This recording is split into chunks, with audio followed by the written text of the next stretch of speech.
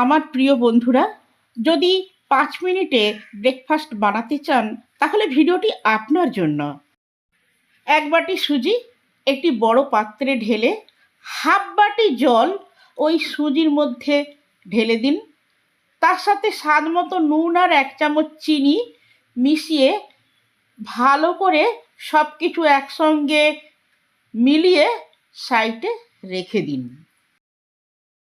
একটি আলু এই গ্রেটারে করে ভালো করে গ্রেট করে নিন। গ্রেট করা আলুটাকে ২-৩ বার ধুয়ে একটা প্যানে তেল দিয়ে তাতে আলুটা দিয়ে দিন আর স্বাদ অনুযায়ী নুন আর হলুদ দিয়ে ভালো করে ভেজে নিন।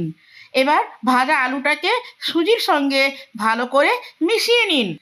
কড়াতে তেল, সাদা তিল, সর্ষে আর কারি পাতা দিয়ে তার উপরে ৩ চামচ এই মিশ্রণটা দিয়ে দিন আর দেখতে ভালো হবে একটু শুকনো লঙ্কা দিয়ে দিন। এবার ২ থেকে ৩ মিনিট চাপা দিয়ে দিন। ৩ মিনিট পর চাপা খুলে উল্টে দিন। আবার ২ থেকে ৩ মিনিট চাপা দিয়ে রেখে দিন।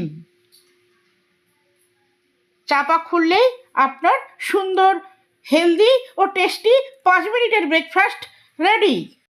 এই রেসিপিটা করতে চাইলে ফুল ভিডিওটা দেখে নিন, লিংক দেওয়া আছে।